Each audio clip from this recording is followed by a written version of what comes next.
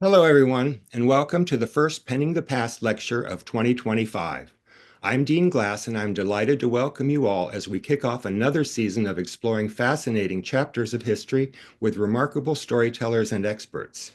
Before we begin, I have some exciting news to share about the Marston House Museum and Museum Shop. In addition to our usual weekend hours, we are now open on Fridays. We hope you'll take advantage of this extra day to visit and explore the treasures we have to offer, both within the museum and in our museum shop, where we've just stocked some fantastic new merchandise. And as an added bonus, I'll be there every Friday, so be sure to stop by and say hello. Now let's begin today's program. We are pleased to welcome Dr. Sandra Bonura, a historian and author whose meticulous research and engaging storytelling illuminate the past. Sandy's work highlights lesser-known stories from San Diego's history, offering fresh perspectives on the people and events that shaped our city. Today, Sandy will present on her book, Empire Builder, John D. Spreckels and the Making of San Diego, which chronicles the life and legacy of one of San Diego's most influential, yet often overlooked figures. As an industrialist and visionary, John D. Spreckels played a pivotal role in shaping the development of San Diego during the early 20th century. Through her thorough research and engaging narrative, Sandy will guide us through this transformative era and the remarkable story of a man who left an indelible mark on our city. As always, feel free to put your questions into the chat feature, and Sandy will answer them at the end of the program. Please join me in giving a warm welcome to Dr. Sandra Bonura. Well, hello. Okay, so am I being recorded? Can you hear me? Yes. Okay, we need to share screen. Right, so just in just a minute. Hello, everybody. It's so weird. I'm talking to my computer and I can't see you. The teacher in me does not like that. I want to see people. I want to read body language. I want to see if you're sleeping. I want to wake you up.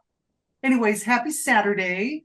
Thank you, Dean, for having me, and thank you for all you do to protect and preserve our history. I know it's sometimes feels like a losing battle, but you're so important.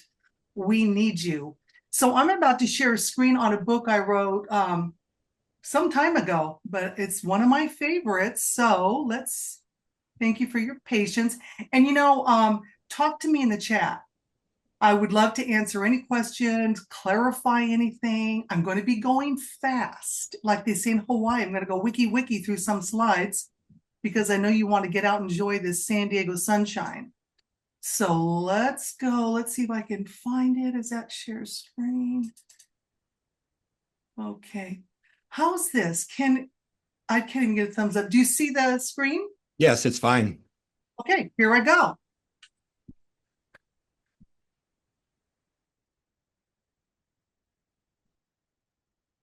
Friends, this is just one of a few books I've written. My passion is to really find those forgotten pioneers.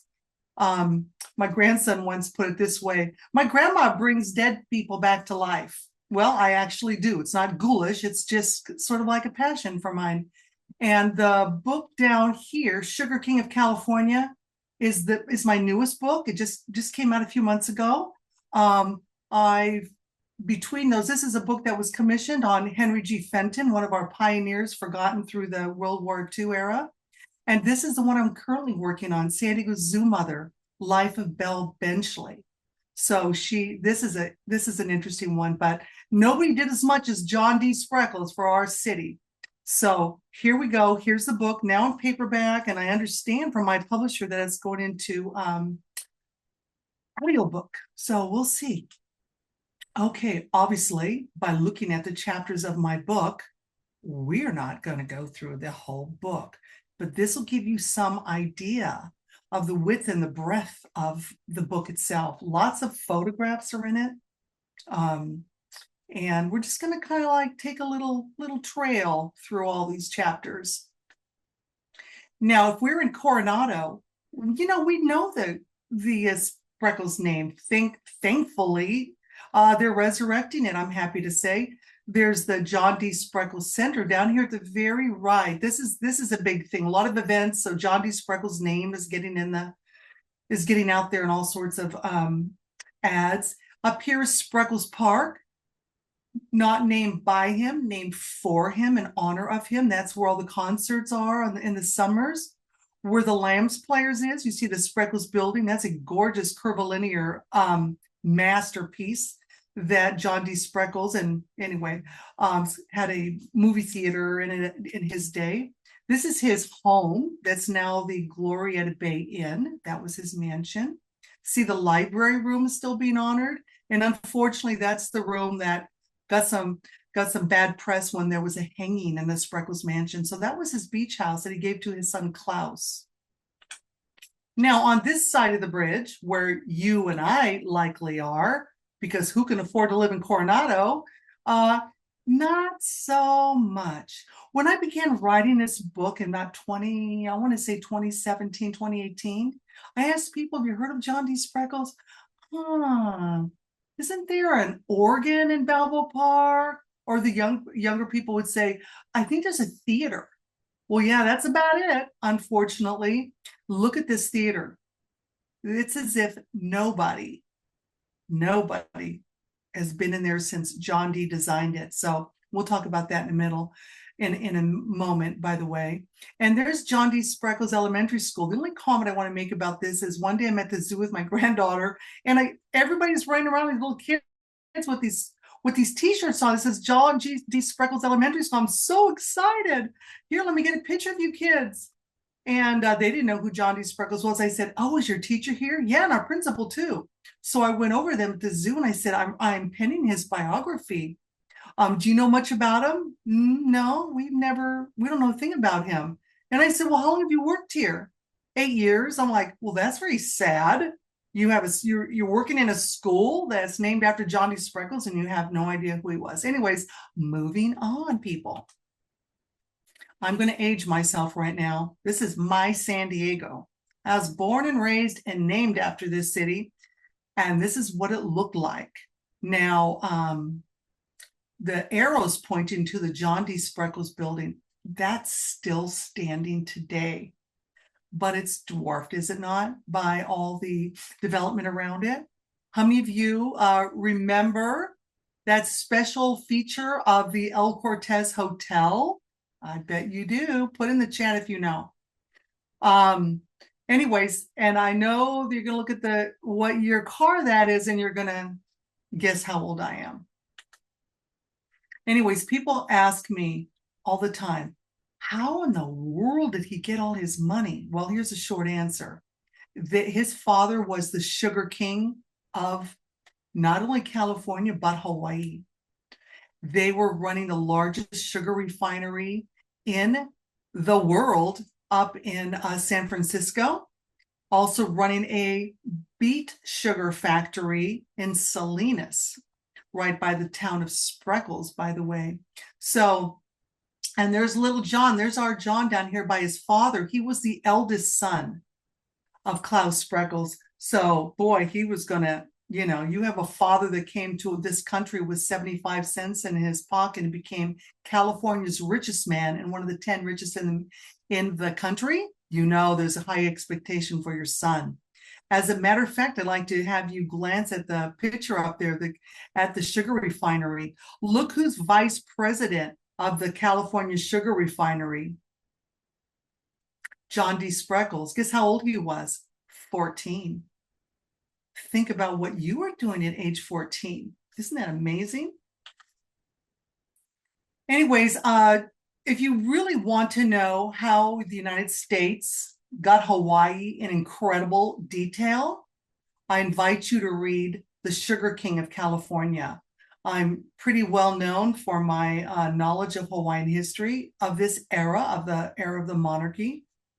And I make it very simple reading, and it's very spicy. But I'm not sure I have the time today to go through this with you. I invite you to read this screen.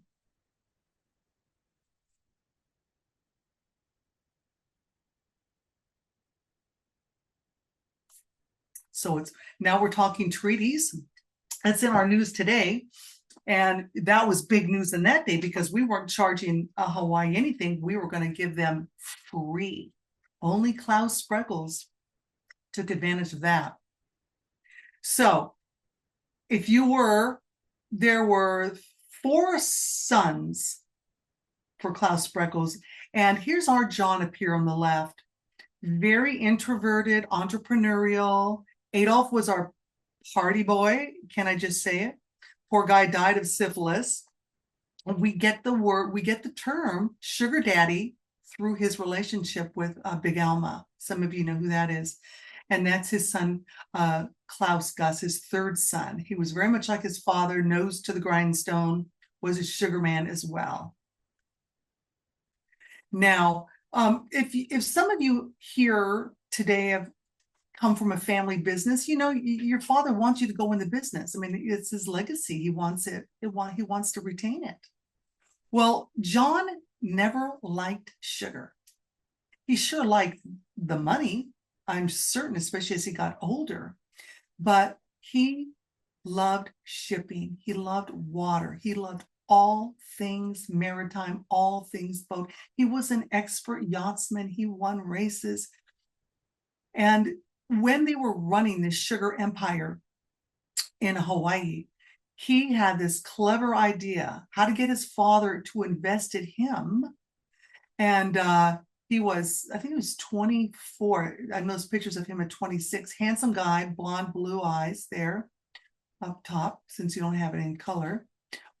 He said to his dad, why don't I ship the sugar from Hawaii to San Francisco? And why should anybody else, Dad, ship your sugar? I'm going to get it there on time. I'm going to take care, because in those days, there was no way any of us could see Hawaii, Australia, Tahiti, New Zealand, Samoa, because there were no ships. There's only this odd, you know, the U.S. mail thing that come when it kept its schedule. I'm just going to cut to the chase. He was very successful. And that was in 1883. And in 1890, he had 7 steamships. Our John D. Spreckels had 7 steamships. He personally supervised the building of 3 of them. Now, some of you who are shipping people might say, hey, how about the Matsons? Oh, this is before the Matsons. As a matter of fact, the Mansons took over some of Spreckels' ships after his death. So Matson gets all the glory, and the Spreckels family get none. And by the way, a Matson worked for Spreckels. That's how that, and they were very close friends. So I can't understate the cult following of the Oceanic Shipping Company, and that John D. Spreckels, virtually by himself, created a shipping empire, making it possible to go see Hawaii for the first time. Every month you could go, and he broke all records. There's a beautiful menu down there of the things that had Tiffany glass. It was elegant. I mean, I'm pretty amazed that he did this. Now, you think about how people used to go to San Francisco from the East Coast. They would leave there, and because remember, this is way before the Panama Canal was built. It would take sometimes 6 months to go there, 6 to 8 months, depending on sailing. So anyway, things were changing. Things were changing with John D. Shipping. So let me just remind everybody that Klaus Spreckels and John D. Spreckels, they had vertical integration before it was a thing. Way before Carnegie and some of these other people we think about. So because of the shipping company, they were growing their own sugar. They were their own agent. They were transporting their own sugar. They were refining their own sugar, and they were distributing their own sugar. There's no way anybody could squeak in there anywhere. Even made his own bags for the sugar, the tugboat that would pull the ship into harbor. They owned everything. They became billionaires through this. Now, I want you to think real carefully, who else has a monopoly like this? Big one. Not a monopoly. Forgive that word. That's the wrong word. Who has a vertical integration? Let me give you a hint. I'm drinking coffee made by Starbucks. Starbucks has a vertical integration because they do all those things Klaus did in the 19th century. So there was trouble in paradise around 1890 to 1898, the likes of, we have never seen it. So there is such spicy stories in this book about how the missionary descendants hated his guts because Klaus was bringing new technology to Hawaii. He and John, they brought electricity to Hawaii before our own White House has it. They had partnered with King Kalakaua. He died. As a matter of fact, his last good meal was at the Hotel del Coronado, courtesy of John D. Spreckels. And his sister, Queen Liliuokalani, ascended the throne. And then America took her over and they kicked out, they threatened his life, the whole Spreckels family. They went back and they did everything they could to tell America what was going on. And they were complete monarchists. So they were just really unhappy with how the Queen was overthrown. Back in San Francisco, still keeping their holdings in Hawaii, by the way. They began investing in San Francisco. So I invite you to look at this beautiful building here that I have highlighted. I mean, hello, it's gorgeous, white marble, beautiful. Now, if I want you to think of a hotel that has red roofs, white frame wood in island of Coronado, think of that Victorian Queen Anne beautiful hotel we have. And that was designed by the Reed brothers, who also, by the way, designed this. So those Reed brothers were talented. And they had the tallest building this side of the Rocky Mountains in its day. And John D. Spreckels began, he bought the Call newspaper, San Francisco's Call newspaper, elevated it to amazing proportions. What great stories. I'm starting to remember some of the stories in the books about that, because those were real newspaper war days. His brother shot Michael D. Young, who, by the way, was the publisher of the San Francisco Chronicle. And guess what? He got off because he had a headache, temporary insanity. I mean, we're talking wild, wild west. So great stories in the book about that. And look at our John D. He's got a shipping empire. So of course he's filling these beautiful mansions in Pacific Heights with antiques that are so rare. Thanks to the cable car, we were able, not me and you, but we were able to move up to Pacific Heights if you had the money to do so. And that's one of his houses there. His mansion's much grander than this photo shows. And these are his beautiful little children. Klaus Jr., the baby in the middle, he's the one that owned the beach house in Coronado where the hanging was. And those are his two sisters. And you know, when I wrote the book, I had to find the descendants. And so my book is so rich because I found people from every one of those lines. I mean, I have just found fabulous Spreckels descendants. It's been a joy to introduce them to each other and to tell them how proud we are in San Diego of what John D. did. As you can see, this beautiful home inside Pacific Heights was opulent. There's his lovely wife, Lily. We have a picture of her at the Glorieta Bay Inn. She's just really, I'm not even sure it's her, but it's just awful. This is what she looked like. There's a beautiful picture of her there. This is a story I remember. Lily is on the little one there. John D. had a ship. He could go to Hawaii in 5 days and in luxury. But his biggest joy was to sail there. And he taught his daughters how to sail. If you look, he's got binoculars and I mean, this is how you sail. There's no computers. I mean, you're looking out. Lily's a great granddaughter told me a story that had been passed down. So on one of these ships, John D.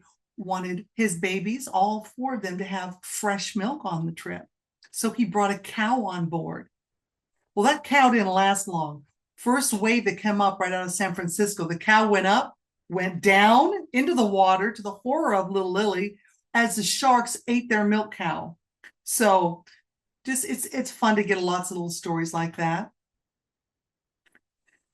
Now, here's what San Diego looked like in 1887. The exact time John D. came out here at the end of a race. And there has been many a book, friends, that has been written on the boom and the following bust in San Diego. So, and it was all triggered by the Transcontinental Railway to Southern California in 1885. And John D., he talks about it like he was Columbus. We both stumbled upon our discoveries by accident, you know. And the minute John D. came here on his yacht, he fell in love with this city, fell in love. And anyway, there's a lot of stories how he started investing. I mean, the boom San Diego didn't mean anything. I mean, this guy was already so rich that when he arrived, they called him the Sugar Prince. All of our leaders, San Diego's leaders, met him down there and begged him to get into the game.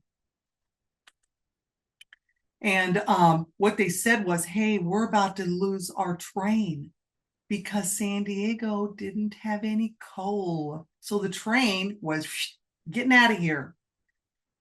So John D. said, I can solve this problem. And before long, he built the largest coal depot. That's at the end of Market Street down there. You can see where the arrow is up here. That says Spreckels and Brothers right there. So this is amazing. And I think he had, look at this, 600 longshoremen were now working when I mean, this is incredible. This is a big, big deal. And because he was a Spreckels, the train stayed. They got coal, and the rest is history. But there were some people that were ticked off. So they were already here before John D., still living in San Francisco, but investing in San Diego, built that big wharf. Look at their little wharfs. They were doing business. So they worked their whiles and they got an injunction against it. And John D., you may stop building that. Well, he just hired 2 crews. When the first crew was hauled off to jail, the second crew picked up where the first one, well, the one's in jail. When the second crew was jailed, the first crew bailed out with Spreckels' money. And then I tell you, our jails were just tired of it. They just says, we're just worn out. You just didn't say no to John D. Spreckels. Now, during the time that he came down here in 1887, he met with some guys, Elisha Babcock and Hampton Story, to be exact. They were just bought an entire peninsula for $110,000. And they were planning on building the grandest hotel on the Pacific coast. Neither one of these guys had any hotel experience, so it was really a reach. And does anybody recognize this guy down here in the white beard? I hope you do. This would be Father Horton, who would soon be broke. And anyway, he was a real admirer of John D. So I know you've had other talks with Soho, and maybe I'm telling you something you already know, but they bought that peninsula, not True Island, for $110,000. And on that first day, 350 lots were sold for guess how much? $110,000 in this auction. This is an actual picture of the auction. So I think they thought Providence was on their side, didn't they? I mean, it just looked just all meant to be. And with that 110,000, they started, platting the city, excuse me, not the city, the village. And here's the hotel being built. And just think about how long you think it took to build the Hotel del Coronado. 11 months. Isn't that incredible? The Chinese couldn't even read the plans from the Reed brothers because they didn't speak English, but they did an amazing job, which is why no 2 rooms are alike. So lots of fun stories around this building in the book. And on February 14th, 1888, the Queen of the Beach opened, and it was a big deal. big deal across the country. Their advertising campaign went on every car, back and forth. I mean, everyone knew about this. The President of the United States knew the Hotel Del was going to open, but there was trouble on the horizon. The hotel wasn't actually finished. It had its makeup on, but it wasn't fully dressed in the back. And the axiom, what goes up must come down, was never truer than when the great land boom collapsed in the early months of 1888, which means it was a very small boom, was it not? So many people came out here. They were now paper millionaires. They were bust. People got out of here so fast. It was just not sustainable. And the spring of 1888 found San Diego in a very dark place, especially those speculators who put all they had, and they were just gone. And we had no water here at all. So it was just a sad thing. This is actually a picture of San Diego, people. These are for sale. They know they bought lots, they invested, they thought they were going to do well, and they just didn't. They had to leave. So from 50,000 to 8,000, that's pretty extreme. Guess who it made zero difference to? John D. Spreckels. He wasn't a Southern California. So none of that money. His coal was doing just fine here. Babcock begged him to lend money. Look at buy out my partners, Hampton Story and the other little partners. I don't know why Hampton Story gets so much credit, by the way, for the Dell. They have his name. He did nothing. He didn't write letters. He didn't plan nothing. It just kind of upsets me where Babcock did all the work. Hampton did nothing, and he bailed as quick as he could. John D. bought his interests out. And within 5 years, nobody could pay him back. So now John D. owned everything. Where he was just a partner at first, now he got everything. And his father was so upset. John D.'s 35. He should be running the sugar business. And the shipping business. Quit pouring money into podunk little San Diego that nobody cares about. And why are you building these things? And he said, the San Diego bug got me. He says, I build for the future, not for immediate returns, but I get a reward in the very activity of doing or trying to do big things. It's my life. So this was his time. This was his project. But if you knew the Spreckels history like I do, I happen to think it was a big distraction. Because behind the scenes, everybody in his family were suing each other. Look at this. This is the family chart on the left. This is pictures of John D's over here. There's his father and mother. They all sued each other. Now I've made this slide with a line down the middle of mama because I'm a mom and I'm a grandma. I'm thinking, oh no, my family is split. She's caught in the middle of this as they sued each other over and over and over. And this is how they was aligned. This is Dad, John D., and his brother Adolf, always on the same side. Gus, Rudolph, and his one and only daughter Emma on the other side. They sued father sued them, they sued brother sued them. Oh my gosh, I had to be an attorney to write that Sugar King book. Pretty good stuff. Anyways, too many stories to tell. Here's a few headlines.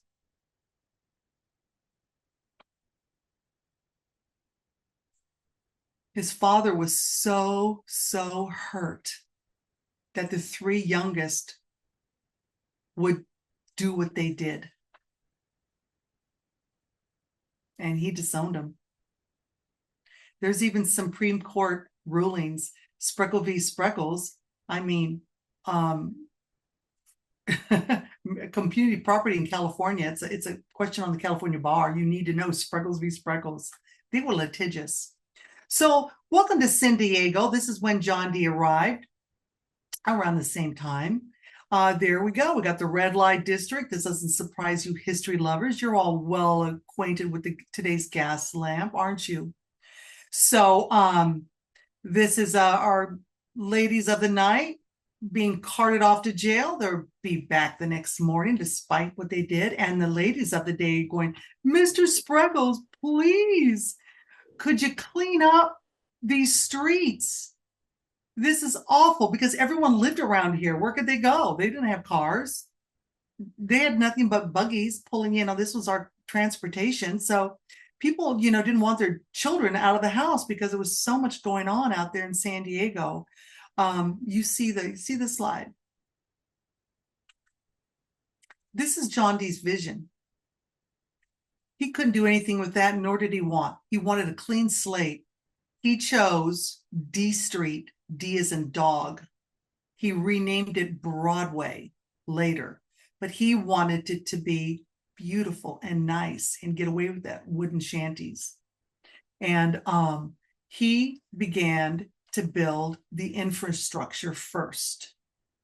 He said, look, San Diego's never going to grow, and my dreams are never going to be anything unless I secure those fundamental necessities: water and transportation. So I got to work, is what he said. This is what he looks like now. And by the way, still living in San Francisco. Anybody recognize these dams? Pretty big deal. Thank you, John D. Sorry you don't get credit. And now look at the transportation. Look at the little horses down there. That was the rapid transit in San Diego. You know who was so happy to see John D come to San Diego? Those horses. Because John D brought electric railway, who, by the way, supervised the building of himself in St. Louis. And by the way, San Diego was the first pay-as-you-go in the country. And look at this beautiful car. I mean, come on. This guy's, I don't know where he's doing it. By the way, still living in San Francisco, and San Diego is his passion project. Now we're able to leave congested downtown, and we're able to build and develop neighborhoods. Thank goodness. Now, I have this slide here because I want to encourage people to go on a field trip.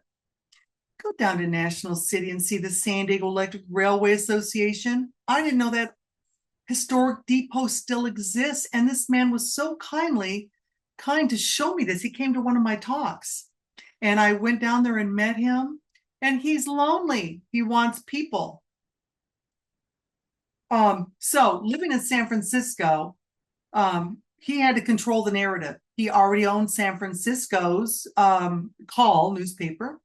Now he bought the San Diego Union, and the Evening Tribune began criticizing him. Why is this millionaire building up our city? Who does he think he is? Well, he had to solve that problem. So he bought the Evening Tribune in 1901. Problem solved. Today we have the San Diego Union Tribune. He created beauty. By the way, thank you to Kristen Harms for preserving the history of University Heights. There's one of her markers. I'm standing in front of it.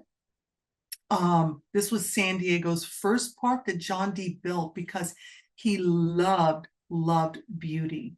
He was actually going to put the organ here first. So this place, he wanted to be beautiful. And whatever he did, he got criticized. People said, oh my gosh, he just wants to make money on his streetcar that's going there. He's just looking for money building that park. We had no park. All his critics enjoyed a picnic there on Sunday, didn't they? They had music, bands, a Japanese garden. I mean, it goes on. And you can still see the walls today in University Heights. There's another field trip for y'all to go. Oh, I'm going to send you all over this town. So thank you, John D, for that beauty. Now, here's another thing we have to thank John D. Spreckels for. My gosh, if he hadn't preserved La Casa Estudio, I don't know what Old Town would be today. Did you know that the first American flag in California was raised in the plaza of Old Town?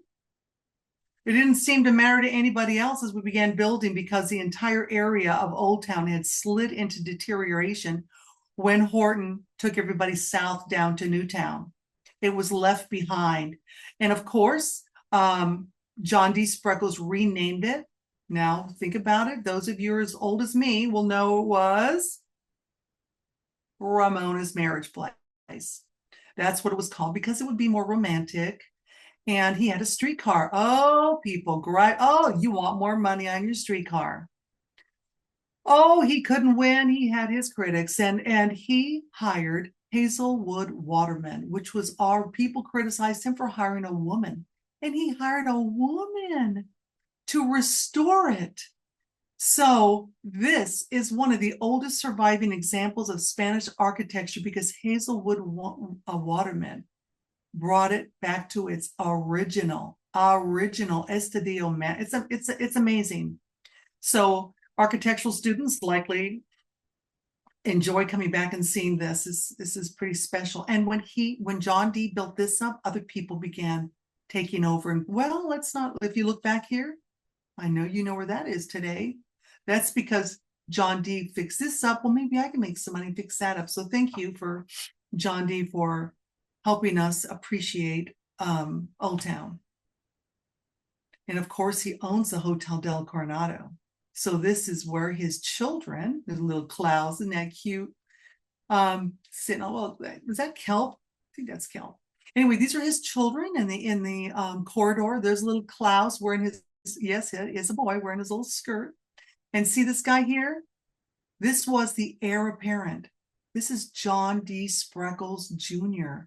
This is why John did everything for his son, his oldest son, because women couldn't own anything in those days. They could not take over the company. So everything John D was for this boy. And it went horribly wrong. And then while in San Francisco, he was 54. He had already been very sick for a year. He developed a digestive disorder that nobody could really accurately diagnose. And he became less than 100 pounds. And then the most horrible thing happened in San Francisco. That earthquake. Fortunately, he had a ship that was in the harbor. He and a whole bunch of people, he was carried to the ship because he was that weak. All his holdings. Remember that beautiful building, the Call building, that houses the San Francisco Call? There it is in the distance. Sort of a symbol. It stood. It withstood. The Reed Brothers Call building withstood the earthquake, which was phenomenal, but it burned in the subsequent fires. Everything that they loved and worked hard for burned to the ground. And he was lucky because he owned a whole island, didn't he? And he had a hotel to go to. So he became refugee. And soon he became inexplicably better. I mean, the man healed. People say, was he being poisoned up there? Why did he heal in Coronado? I don't know. But I mean, it was in the newspapers. He was supposed to go to the Republican convention. He couldn't make it. He was dying. His daughter was brought back from Europe. He was near death, people. He comes down here and all of a sudden he says, I'm healing. Maybe it was a sense of purpose. He knew he was never going to go back to San Francisco, never go back to all the conflict of his suing family. He's going to stay here. And by the way, he turned Tent City. That'd make a great story for someone who wants to look into that. Tent City became a refugee camp for victims of the San Francisco earthquake. And he decided to build his home. There's his home right there. That's it right here. This is before the music room was added on that you see today. So he could sit in here and he could keep his eye on his Venetia. His yacht was here. And his hotel was there. He had Japanese gardens back here. We go down the street. We'll see where his ocean house that he gave to his son Klaus, his younger son. And there is the Glorieta Bay Inn today, which was his home. Now they called him Uncle John in all the newspapers in Coronado. He did so much for the town. because he's now a citizen and a resident. You know, when he actually moved lock, stock, and barrel here, he was a grandfather.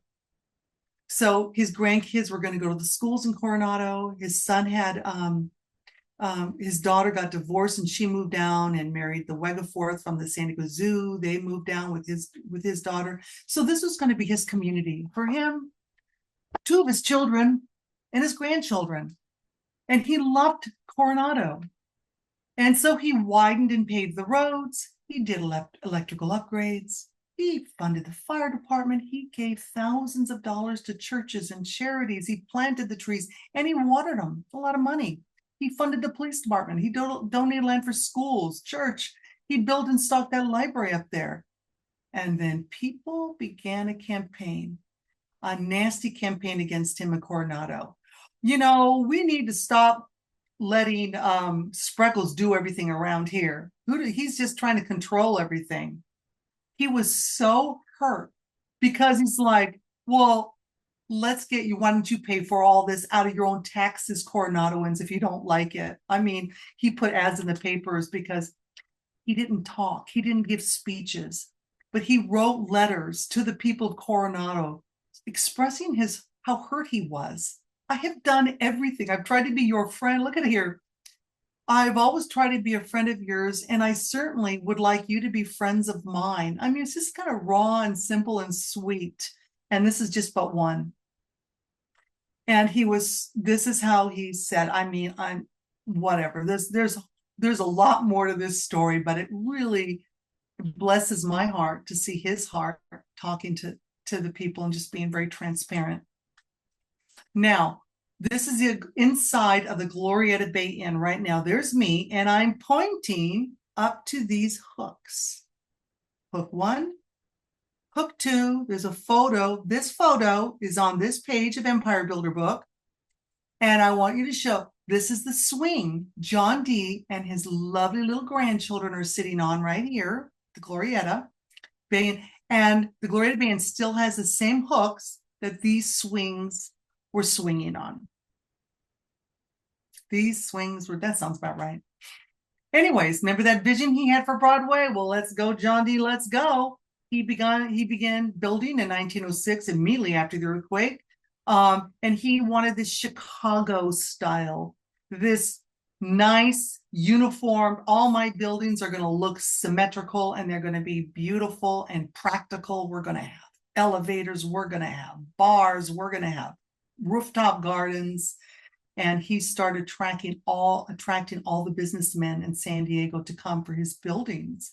You see right down here, that's the Spreckels Theater. Now, my grandmother lived right across the street, and I remember at 5 years old, looking out that window of the Metropole where my grandma lived and seeing the Spreckels Theater sign, bup, bup, bup, bup. And my grandmother was German, so she'd say Spreckels. And so I'd like to tell 5-year-old Sandy, you're going to write his biography someday. Anyway, there's Broadway. Now, just look at how much he owned. He owned, by the way, people, every single square inch all the way to Horton Plaza on Broadway on the south side and all of the island of Coronado. This man was rich. There's his streetcars he owned. He owned everything. Now, there's the Union Building. Really makes me mad. It was demolished in 1974. We're going to visit these buildings right here. This was the Union Building. This housed our Union newspaper. This was the place to be. It also housed all of the John D. Spreckels interests, all his various companies. And Harrison Albright was the architect. This is San Diego's first classism and concrete building, because John D. lived through the earthquake. He wanted all his buildings to be concrete and steel, fireproof, earthquake proof. San Diego doesn't seem to care about our beautiful buildings, and that was hit by the wrecking ball for this horrible replacement of what? Anyways, there's the Spreckels Theater. It looks like the Union Building, doesn't it? But it was different. My brother, by the way, had a law office up there probably in the 70s and on that floor. So if anybody can put in the chat if you know what's going on with the Spreckels Theater, I'm kind of desperate to know. It's closed indefinitely. It was purchased just recently, and there's a whole story about that. But I hope we don't wreck that.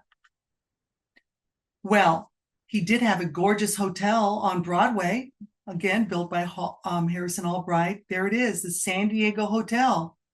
Well, let's just knock this one down too.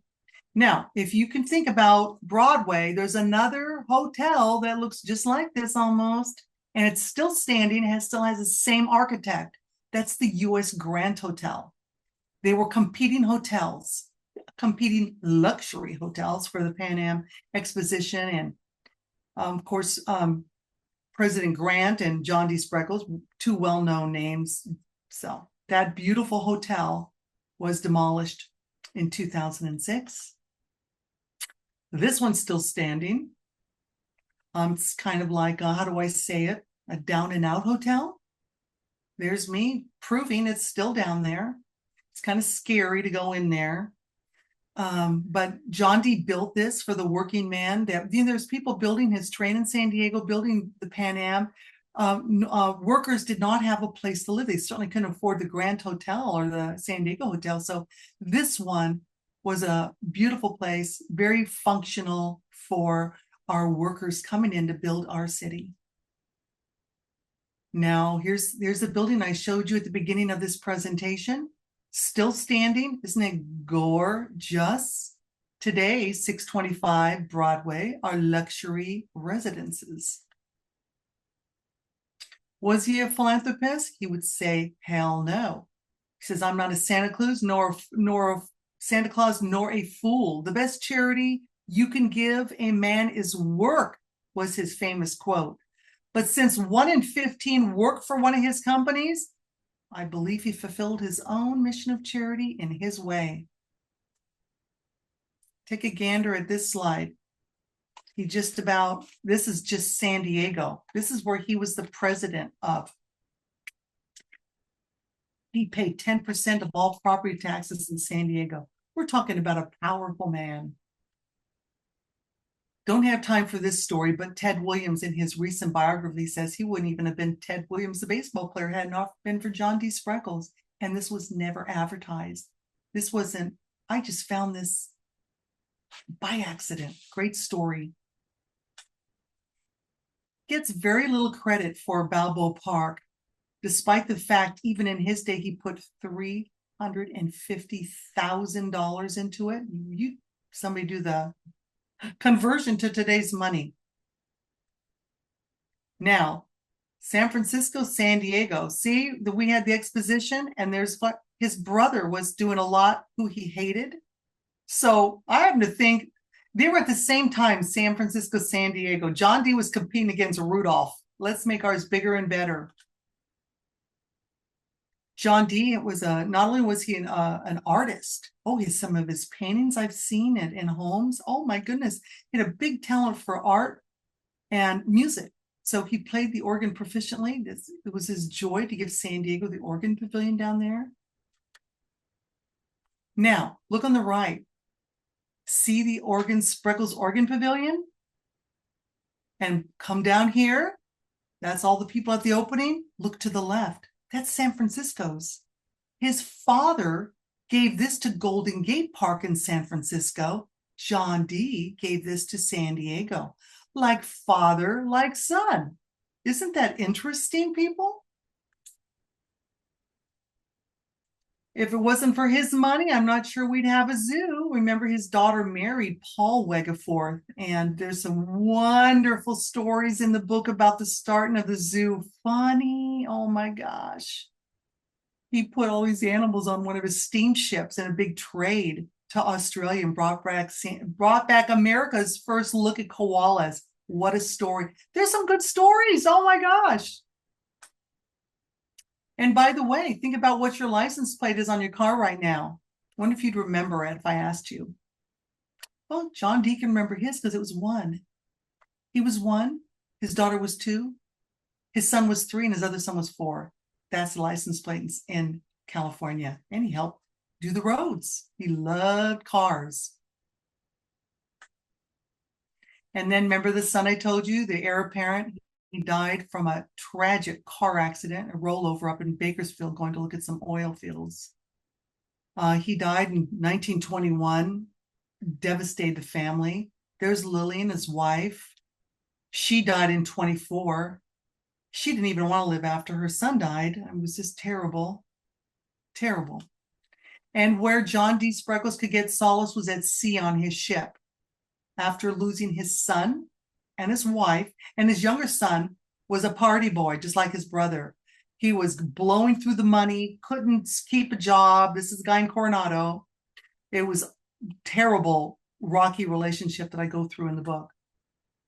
Well, when World War I started, the government decided, hey, we saw Spreckels' boat. That's pretty. Let's get it. And boy, there's a spicy story about how they took his boat for war and brought it back to him. Big lawsuit. See, because they could, the government can conscript anything they want. That was his pride and joy. He had already lost so much. And then they took North Island. Hey, we want North Island. Well, John D., they'd already been squatting on it while he's been paying taxes to the government. But they took over North Island. That's a real fun story. And there was years of litigation, and he was actually paid $5 million at the end. But after losing, he didn't care about the money. It was the way it was done. He was going to develop North Island for a luxury island. And then through everything he was doing, he built the Impossible Railroad.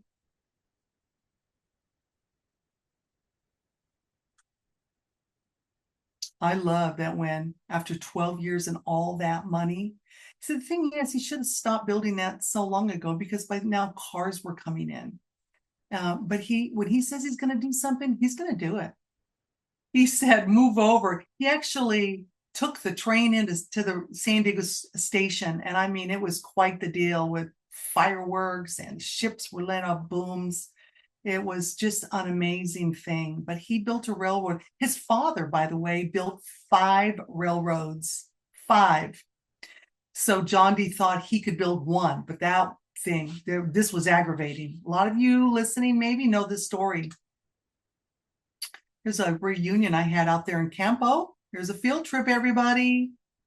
Go take the railroad. So fun. I took my grandkids at Christmas. That's a good time. And he was shy. Our John D. was shy. There was no speeches. And in 1923, I believe his wife, I'm just speculating, encouraged him, because he was exhausted with all the opposition. Everything he did was looked at suspect. And the speech is in the book. I can't read you the speech here, but invited all San Diego's leaders to the Hotel del Coronado. He was 70 years old. He was going to give a speech. Nobody would miss that, because they'd never heard him give one. And so you'll read that right there. So there are some, let me see if I do this one. Anyway, it was 6 pages, single spaced. His hand shook. He was so nervous. He never looked up at the audience again after he started reading it. He talked about how shy he was. He says he practiced in the looking glass, the mirror. But when he went through that speech, he looked out at the silent assemblage for the first time, with papers trembling in his hands. Tears filled his eyes, then dropped down his cheek, and his voice came unsteadily as he spoke the only words not written in his manuscript. I did what I did because, gentlemen, I love San Diego.